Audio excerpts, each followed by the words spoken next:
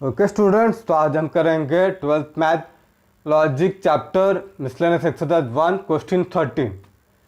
तो ये जो सर्किट डायग्राम दिया है इसको सिंप्लीफाई करना है और इसका छोटा सा डायग्राम आएगा, वो सर्किट डायग्राम ड्रॉ करना है। ठीक है, तो उसके पहले इसके लिए इसको सिंबॉलिक फॉर्म में लिखना पड़ेगा। ठीक है, वो लिखते हैं, फिर ये अलजेब्रा ऑफ स्टेटमेंट यूज करके उसको सिंप्लीफाई करना पड़ेगा। ठीक है, सबसे पहले सिंबॉलिक फॉर्म लिखते हैं, देखो। ठीक है, तो H1 एंड H2 सीरीज में है। ठीक है, H1 सीरीज H2 डैश एक ही लाइन में रहता है तो सीरीज होगा। अभी ये लाइन और ये लाइन पैरेलल में है तो पैरेलल, बट ये दोनों सीरीज में है तो H1 डैश ये दोनों सीरीज में है तो सीरीज H2 वापस पैरेलल आया, ये अब इसके साथ पैरेलल है। यहाँ पे है H1 dash and H2 dash, ये दोनों सीरीज में है। H1 dash series H2 dash. Okay, तो ये सब लिखने की जरूरत नहीं है, it is for your understanding, मैंने ऐसे लिखा। ठीक है, आप डायरेक्ट लिख सकते हो। ठीक है, तो पहले लेट P बोलो, स्विच H1 है, यहाँ पे H1 स्विच है। Late Q the switch H2, क्योंकि यहाँ पे H1 और H2 दो ही स्विच है, इसके वजह से R नहीं आएगा। तो ठीक है, तो ये सब लिखने की जरूरत नहीं है। अगर आपको डायरेक्टली लिखना आता है तो आप डायरेक्ट लिख सकते हो। तो अभी H1 यानी कि P है तो इसको P लिखना है। सीरीज मतलब एक सिंबल, H2 डैश, H2 यानी कि ये आएगा Q, बट यहाँ पे डैश है, राइट। H2 मतलब Q आएगा, बट यहाँ पे डैश रहेगा तो नेगेशन लेना है। तो यहाँ पे इसके बदले में नेगेशन Q लेना है।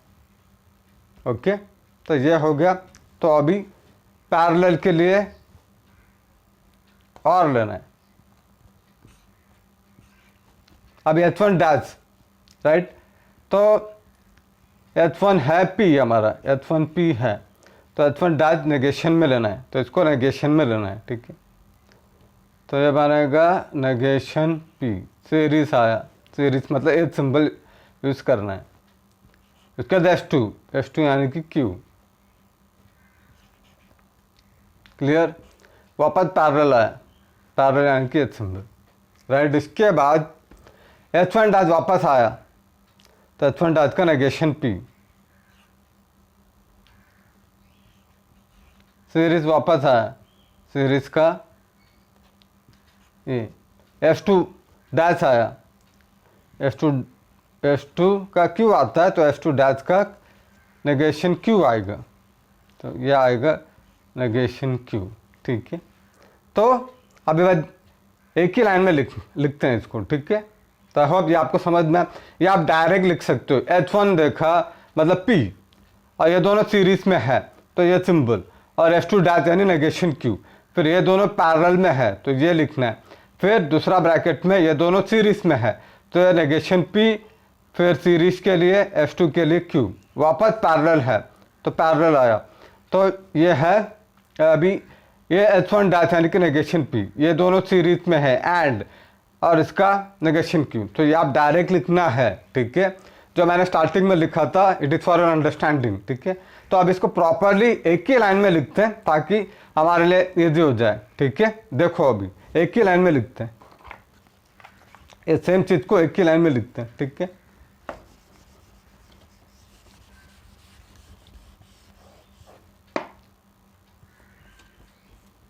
तो P आएगा इधर, फिर एंड नेगेशन Q, फिर इसके लिए और यहाँ पे नेगेशन P एंड Q, वापस R यानी पैरेलल नेगेशन P और एंड नेगेशन Q। ठीक है, तो ऐसे लिखना है सिंबॉलिक फॉर्म, एक ही लाइन में लिखना है। ठीक है, डायरेक्ट लिखो। अब ये हो गया सिंबॉलिक फॉर्म। तो अभी इतना बड़ा चीज़ को अभी छोटा करना है। ठीक है, तो अभी क्या करेंगे, तो सबसे पहले ये अलजेब्रा ऑफ स्टेटमेंट भी आना चाहिए आपको, इसको सिंप्लीफाई करने के लिए। ठीक है, इसको कॉम्प्लीमेंट लॉ बोलते हैं। इसको identity law, distributive law, D Morgan's law, ठीक है। तो यहाँ पे पहले डिस्ट्रीब्यूटिव लॉ लग रहा है, तो उसको पहले देखते हैं। तो डिस्ट्रीब्यूटिव लॉ क्या होता है, यहाँ पे पी एंड क्यू और लेते हैं। तो यहाँ पे सिंबल एंड है, यहाँ पे और है, डिफरेंट रहेगा तभी डिस्ट्रीब्यूटिव लॉ आएगा, ठीक है। अगर ये ऐसे रहेगा तो नो प्रॉब्लम, ये ऐसे लिखना है P and Q and R, कुछ बदलेगा नहीं। बट यहाँ पे सिंबल बाहर एंड यहाँ पे और रहेगा या फिर उसका उल्टा भी रहेगा, तो ऐसे डायरेक्ट लिख नहीं सकते। तो ये होता है डिस्ट्रीब्यूटिव लॉ। इसको इसके साथ लेना है, ये आएगा पी एंड क्यू, ये सिंबल को इधर लिखना है, उसके बाद वापस इसको इसके साथ, ठीक है। तो ये पेंसिल से करो ताकि आपको पता चलेगा कि ये इसके साथ जाएगा, फिर ये इधर आएगा, फिर ये इसके साथ जाएगा। तो ये है डिस्ट्रीब्यूटिव लॉ, ठीक है। तो इसका उल्टा भी डिस्ट्रीब्यूटिव लॉ होता है, जैसे कि यहाँ पे P एंड Q और P एंड R है, तो यहाँ पे एंड सिंबल है, यहाँ पे एंड सिंबल है, यहाँ पे सिंबल डिफरेंट है, तो इसको हम बाहर ले सकते हैं, कॉमन ले सकते हैं ऐसे, और Q बचेगा और ये बचेगा और ये बचेगा। तो ये हम कॉमन ले रहे हैं, इसको भी डिस्ट्रीब्यूटिव लॉ ही बोलना है, तो हमको यहाँ पे कॉमन लेना है, ठीक है। तो ये देख के समझ में आना बनता है, कहीं ना कहीं कॉमन मिलेगा, यहाँ पे कॉमन आ रहा है, ये दो चीज़ कॉमन आ रहा है, नेगेशन है, पी है, एंड है, ठीक है। तो हम यहाँ पे कॉमन लेंगे, ठीक है, ठीक है। तो बट हम इसको लेंगे, ये भी कॉमन आ रहा है, ये और बट ये बहुत दूर है, राइट, हमको बाजू में मिल रहा है, तो इसको कॉमन लेंगे। तो यहाँ पे एक ब्रैकेट ले लेते हैं, ठीक है। तो अभी जो है उसको लिखना है, ये आएगा पी एंड नेगेशन क्यू, और ये दोनों में से इसको हम बाहर ले रहे हैं, नेगेशन पी एंड, पेंसिल से इसे मार्क करो ताकि आपको पता चले कि इसको हम बाहर ले रहे हैं। तो अंदर क्या बचेगा,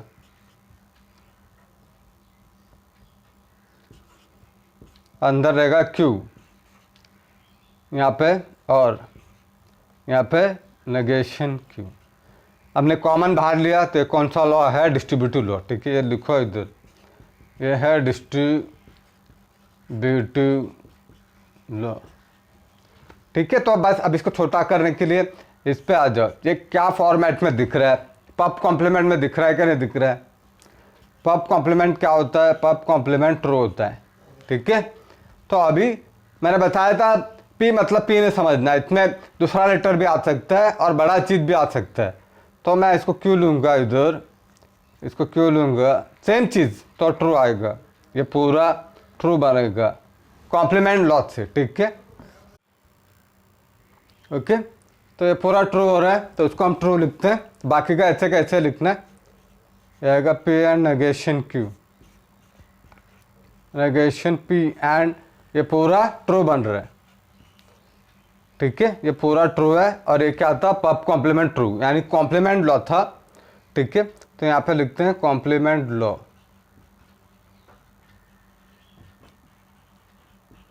ठीक है। तो अभी और छोटा करना है इसको, तो इसके लिए यहाँ पे क्या लॉ लगेगा, देखो यहाँ पे देखो TAP, ये आ रहा है टैप, TAP का मैंने बताया था, बेसिक पढ़ाया था तभी, इसको टैप समझना है, ठीक है। तो इतना इजी नहीं है, अलजेब्रा ऑफ स्टेटमेंट अच्छी तरह दिमाग में फिट करो, ठीक है। तो इसके लिए मैंने इसको बताया था टैप पी करके याद रखना है।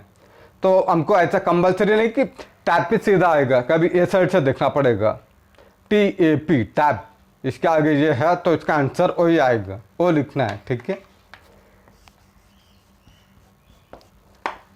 तो ये बनेगा P एंड नेगेशन Q, और इसके लिए नेगेशन P आएगा, ये पूरा का नेगेशन P आएगा, टैप P, तो इसके लिए आइडेंटिटी लो, ठीक है। तो ये सब 4 बार के लिए आएगा, तो इतना ये सब आना चाहिए आपको अलजेब्रा ऑफ स्टेटमेंट, ठीक है। तो अभी इसको ऊपर लिखते हैं और सॉल्व करते हैं, देखो क्योंकि मैं वो पार्ट को इरेज नहीं कर सकता हूँ, ठीक है, क्योंकि इम्पोर्टेंट है वो, तो इसको मैं ऊपर लिखता हूँ, देखो। तो ये आइडेंटिटी लॉ है, ठीक है, आइडेंटिटी लॉ है। ओके, तो ऊपर लिखता हूँ, देखो अभी, ठीक है,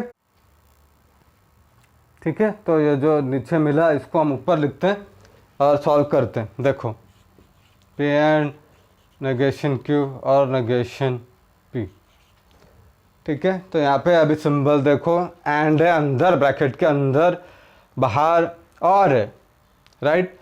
तो डिस्ट्रीब्यूटिव लॉ यूज करना है। अगर सेम रहेगा तो नो प्रॉब्लम, इसको अरेंज कर सकते हैं हम। बट यहाँ पे एंड है, यहाँ पे और है, मतलब हमको डिस्ट्रीब्यूटिव लॉ यूज करना है, मतलब इसको अंदर लेना है, ठीक है।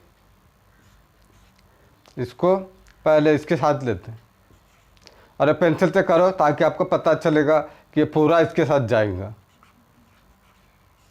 ठीक है। अब ये सिंबल बाकी है, इसको इधर लिखते हैं, एंड अब ये इसके साथ जाएगा, राइट। क्या क्या बाकी है, पूरा नेगेशन भी है, तो नेगेशन क्यू एंड यहाँ पे और नेगेशन पी, ठीक है। तो ये पेंसिल से करो ताकि आपको समझ में आएगा कि ये पूरा इसके साथ जाएगा, इस सिंबल भी जाएगा, नेगेशन भी जाएगा इसके लिए, ठीक है। तो हमने इसको अंदर लिया तो ये बनेगा डिस्ट्रीब्यूटिव लॉ, ठीक है।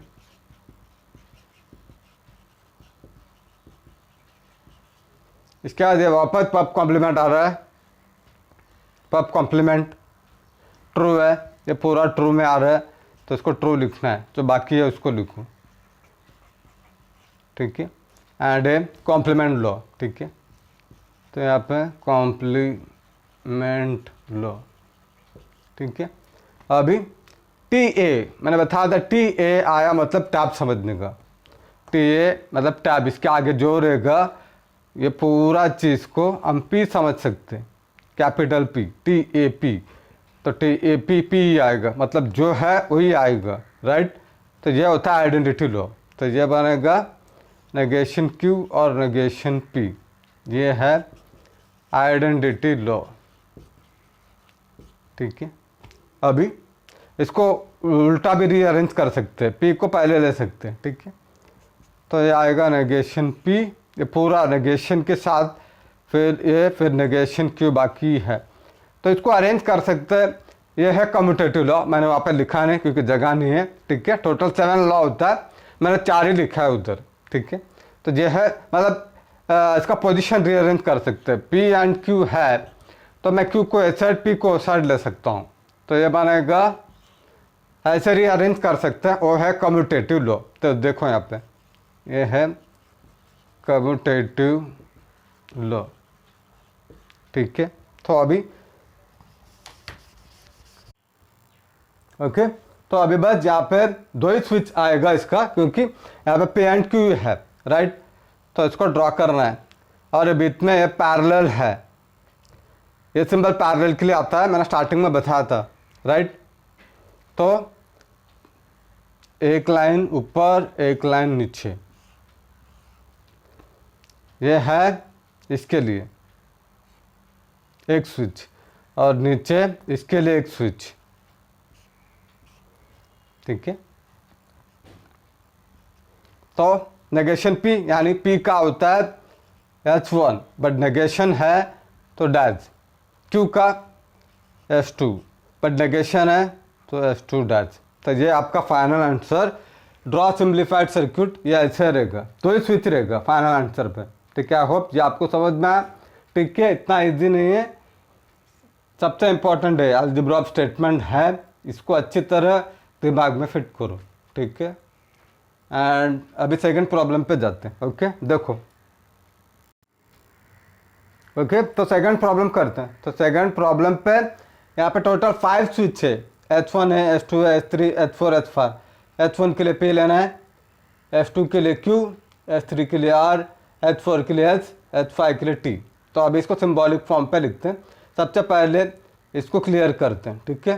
तो ये लाइन पे H1 एंड H2 सीरीज में है, एक ही लाइन में है, सीरीज के लिए सिंबल, पैरेलल के लिए सिंबल, मतलब H1 एंड H2 सीरीज में है। तो यहाँ पे डायरेक्ट लिख रहा हूँ मैं, तो H1 हमारा P है, ये सीरीज में है, मतलब ये सिंबल, H2 यानी कि Q, ये लाइन हो गया। अब ये लाइन और ये लाइन पैरेलल में है, तो पैरेलल, S3 डैश, S3 यानी आर, बट यहाँ पे डैश है तो नेगेशन आर। अब ये एंड और ये पैरेलल में है तो वापस इसका सिंबल पैरेलल का और सिंबल। एंड यहाँ पे H4 है, H4 डैश है, H4 यानी कि हमारा H है तो बट यहाँ पे डैश है तो नेगेशन H आएगा। अब ये और ये पैरेलल में है तो वापस पैरेलल का सिंबल एंड H5 यानी कि हमारा T, यहाँ पे डैश है तो इसके वजह से नेगेशन T। इसको एक ब्रैकेट ले लेते हैं सबके लिए, ठीक है। एंड यहाँ पे भी एक ब्रैकेट ले लेते हैं इसके लिए, ये सबके लिए ब्रैकेट ले लेते हैं, ठीक है। तो ये हो गया इसके लिए, बाकी ये सब इसके लिए। अभी ये क्या है, सीरीज में है, ये और ये दोनों सीरीज में है तो यहाँ पे सीरीज के लिए ये सिंबल। अभी नेक्स्ट ब्रैकेट में ये दोनों सीरीज में है, ये है P और ये है Q, तो P एंड Q लिखना है, ठीक है। ये हो गया। अब ये और ये पैरेलल में है तो पैरेलल में दूसरा ब्रैकेट में लेते हैं एंड थोड़ा बड़ा होगा इसके लिए मैंने अरेंज किया। इसके बाद अभी ये तीनों सीरीज में है, H4 H3 यानी कि R और H4 यानी कि H, H5 यानी कि T, ये तीनों सीरीज में है। मतलब H3 का R है तो R and S and T, ये आएगा सिंबॉलिक फॉर्म, इतना बड़ा आएगा, ठीक है। तो ज़्यादा इंपॉर्टेंट प्रॉब्लम है मेरे हिसाब से, बट सिंबॉलिक फॉर्म बहुत बड़ा है, बट इसका सॉल्यूशन वेरी इजी है, ठीक है। आई होप ये समझ में आया कैसा लिखा मैंने। इसके बाद तो ये सब लाइन में था, इसके लिए सीरीज, सीरीज के लिए ये सिंबल लेना है, ये सब तीनों लाइन में रहेगा तो ऐसे लिखना है, ठीक है। तो अभी बस इसको सिंप्लीफाई करते हैं, इसको अरेंज करता हूँ, देखो, ओके। तो अभी यहाँ पे आप देख सकते हो नेगेशन नेगेशन नेगेशन, इसको हम बाहर लेंगे, नेगेशन P एंड Q, ये डिमॉर्गन लॉ है, ये बनेगा नेगेशन P, ये सिंबल बदलेगा, एंड और में बदलेगा और एंड में बदलेगा और नेगेशन Q, ये इसके साथ जाएगा, ये इसके साथ जाएगा, सिंबल बदल जाएगा, ये इसके साथ जाएगा, राइट। तो ये होता है डी मॉर्गन लॉ। एंड इसका जो उल्टा होता है तो वो भी डी मॉर्गन लॉ होता है, यानी यहाँ से मैं नेगेशन दोनों में बाहर लूँगा तो ये P रहेगा और ये सिंबल बदल जाएगा, ये भी डी मॉर्गन लॉ है। तो हमको यही करना है, यहाँ से बाहर निकालना है, ठीक है। ये ऐसे का ऐसे रहेगा P एंड Q, यहाँ पे और सिंबल है, यहाँ पे नेगेशन को मैं बाहर लूँगा, यहाँ पे और रहेगा, ये एंड सिंबल है, सॉरी और है और एंड में बदलेगा, यहाँ पे एच रहेगा, ये एंड में बदलेगा और ये T ऐसे रहेगा, ठीक है। अभी ये पूरा डी मॉर्गन लॉ में फिट हो रहा है, मैंने यहाँ से नेगेशन को बाहर लिया तो सिंबल बदल जाएगा, राइट साइड में कुछ करने की ज़रूरत नहीं है, जो है वैसे का वैसे लिखना है, ठीक है। ये आएगा R and H and T।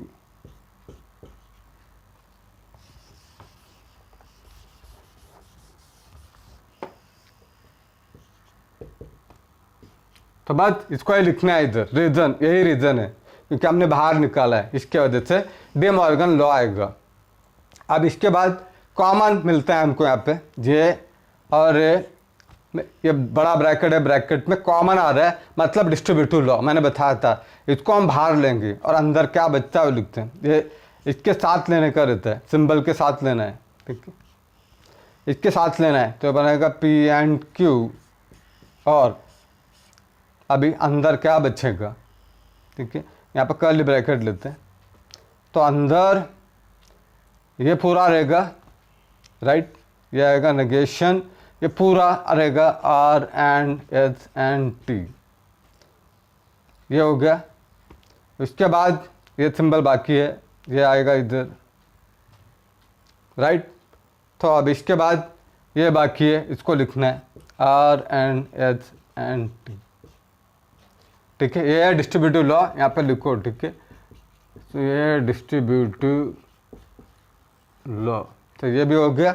तो अभी यहाँ पे देखो एक चीज़ है नेगेशन है और दूसरा चीज़ है इसका नेगेशन नहीं है, तो मतलब ये कहाँ फिट होगा ये देखना है दिमाग में। ये इसको कैपिटल P समझो, इसको ऐसे समझो, इसको ऐसे समझो, ठीक है। ये सारे को ये किधर फिट हो रहा है, क्योंकि सब दोनों सेम है, ये इधर फिट हो रहा है, पैप कॉम्प्लीमेंट में फिट हो रहा है, ठीक है। तो जरूरी नहीं कि नेगेशन इधर रहेगा, ये साइड भी रह सकता है, नो प्रॉब्लम। ओके, तो इधर भी रहेगा, तो इसका पूरा का आंसर क्या आ रहा है, फॉल्स आ रहा है। तो मतलब ये पूरा का पैप कॉम्प्लीमेंट में फिट होगा, पैप कॉम्प्लीमेंट में फिट होगा, उसके वजह से पूरा फॉल्स में आएगा। ठीक है, तो इसके वजह से हमने इसको कॉमन लिया है ताकि ये और पैप कॉम्प्लीमेंट में फिट हो जाएगा। ठीक है, तो ऐसे सोचना पड़ेगा आपको। ठीक है, तो पी मतलब पी ने समझना है, उसके अंदर बड़ा चीज भी रह सकता है। ठीक है, तो ये पूरा फॉल्स में आएगा, तो लिखना है, ये बनेगा पी एंड क्यू और एफ, बस ये बड़ा चीज का एफ आएगा। ये है पैप कॉम्प्लीमेंट, और ये कॉम्प्लीमेंट लॉ लिखना है इधर। ठीक है, ये आएगा कॉम्प्लीमेंट लॉ। अभी क्या आ रहा है, ये आ रहा है वी एंड एफ आ रहा है, राइट। तो इसको हम पी समझेंगे, P U F, puff puff आ रहा है, सॉरी पफ आ रहा है, पी आ रहा है, पफ का पी आएगा, तो पी यू एफ मतलब जो है वही आंसर आएगा। तो ये बनेगा पी एंड क्यू, ये है आइडेंटिटी लॉ। ठीक है, ठीक है, तो मतलब ये लॉ इंपॉर्टेंट है, लॉ आ गया मतलब ये एकदम इजीली हो जाएगा। लॉ नहीं आता है तो मतलब प्रॉब्लम हो जाएगा। और किस कहाँ नेगेशन लेना है, ये पूरा नेगेशन को बाहर लिया, फिर इसको कॉमन लिया, डी मॉर्गन लॉ यूज किया, फिर आइडेंटिटी लॉ, कॉम्प्लीमेंट लॉ, ये पूरा कॉम्प्लीमेंट लॉ बनता है। ठीक है, तो अब इसके बाद हमारा फाइनल आंसर ऐसे रहेगा। ठीक है, तो हमारा final answer only P and Q रहेगा, दूसरा कुछ नहीं रहेगा, राइट। तो अभी बस इसको ड्रॉ करना है, P and Q, very simple है, बस दो ही चीज आएगा यहाँ पे। तो उन्होंने बोला है draw simplified circuit. Okay, P and Q बोला है, तो बस एंड बोला है इधर, यहाँ पे एंड बोला है, मतलब एक ही लाइन में आएगा, ये आएगा पी और इसके लिए, राइट। यहाँ पे बैटरी देते हैं,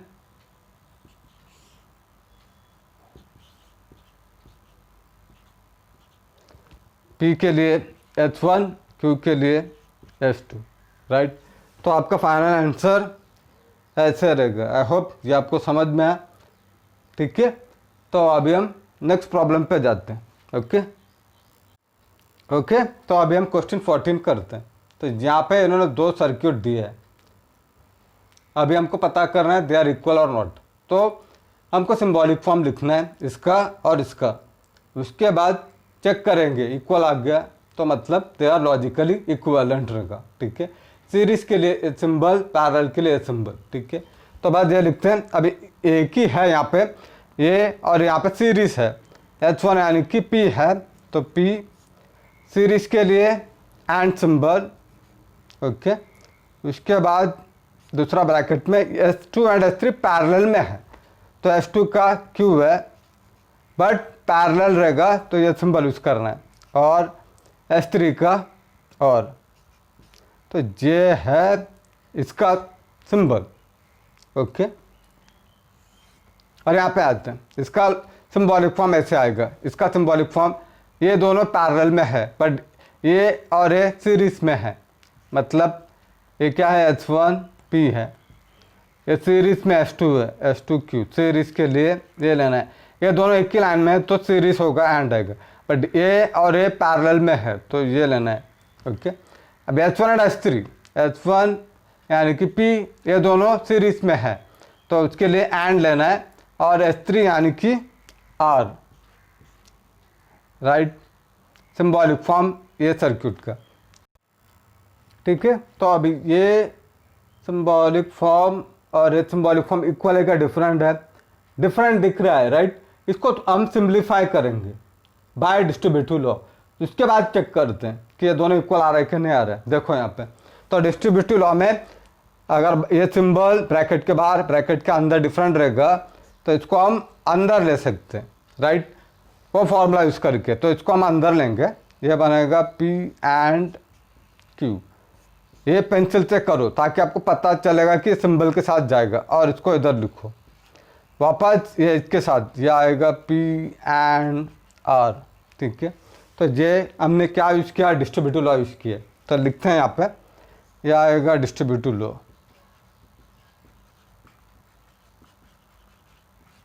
ओके, ठीक है। तो हमने ये एक्सप्रेशन पे डिस्ट्रीब्यूटिव लॉ यूज़ किया और हमको ये मिला, ठीक है। तो ये पेंसिल से करो, बाद में इरेज कर दो, ठीक है। तो अभी चेक करो, ये और ये सेम है क्या डिफरेंट है, ये आ रहा है, ये भी आ रहा है, ये भी आ रहा है, मतलब सेम है, राइट। तो बस लॉजिकली इक्विवेलेंट लिखना है, ठीक है। सो लॉजिकली इक्विवेलेंट, ये फाइनल आंसर है, ठीक है। तो ए का किया अभी हमने, अभी हम बी का करते हैं, देखो। ओके, तो अभी बी करते हैं। तो बी में ये फर्स्ट सर्किट डायग्राम है, ये सेकंड सर्किट डायग्राम है, ठीक है। तो इसका सिंबॉलिक फॉर्म लिखते हैं, इसका सिंबॉलिक फॉर्म लिखते हैं और चेक करते हैं, ठीक है। तो इसका सिंबॉलिक फॉर्म, ये दोनों पैरेलल में है, H1 और H2, ठीक है। तो H1 यानी कि P, और ये और ये पैरेलल रहेगा, तो मैंने बोला ये सिंबल यूज़ करना है पैरेलल के लिए। और Q, H2 यानी कि Q, ये हो गया। यहाँ पे सीरीज है तो इसके लिए एंड लेना है। और यहाँ पे H1 और H3 पैरेलल में है, तो H1 यानी कि P, पैरेलल के लिए ए सिंबल, H3 यानी कि R। ये सिंबॉलिक फॉर्म इसका है। अब इसका सिंबॉलिक फॉर्म लेते हैं, ठीक है। तो इसका क्या आएगा, यहाँ पे लिखते हैं सिंबॉलिक फॉर्म इसका, क्या आएगा, ये दोनों पैरेलल में है और ऊपर एक ही है, H1 ही है, तो P आएगा। और ये पैरेलल है, मतलब ये सिंबल यूज़ करना है। फिर ब्रैकेट में ये दोनों सीरीज में है, H2 यानी Q, और सीरीज के लिए सिंबल एंड H3 क्या होगा, H3 यानी कि हमारा R है, राइट। तो अभी ये दोनों सेम दिख रहा है, नहीं दिख रहा है, बट हम डिस्ट्रीब्यूटिव लॉ यूज़ करेंगे। यहाँ पे देखो, यहाँ पे और है, यहाँ पे एंड है, डिफरेंट सिंबल रहेगा तो डिस्ट्रीब्यूटिव लॉ। इसको अंदर लेते हैं, ये आएगा P और Q, बीच में एंड है, एंड ये फिर उसके बाद यहाँ से इधर जाएगा P और, ठीक है। तो अभी इरेज करते हैं इसको, अभी चेक करते हैं। उसके पहले यहाँ पे लिख लेते हैं डिस्ट्रीब्यूटिव लॉ करके, ठीक है। ये आएगा डिस्ट्रीब्यूटिव लॉ, ठीक है। तो इसके वजह से चेंज किया हमने, ठीक है। ये लिखना पड़ेगा डिस्ट्रीब्यूटिव लॉ के वजह से, ये बदला करके, अदरवाइज पूरा मार्क नहीं देंगे वो, ये लिखना पड़ेगा, ठीक है, कंपल्सरी है। तो अभी दोनों इक्वल आ रहा है, ये भी दोनों सेम है, तो इसके वजह से लॉजिकली इक्विवेलेंट लिखना है, देयरफॉर लॉजिकली इक्विवेलेंट लिखना है, ठीक है, ठीक है। ये सब इम्पोर्टेंट है, 3 मार्क के लिए आ सकता है, ठीक है। तो अभी हम 15 प्रॉब्लम पे जाते हैं। देखो,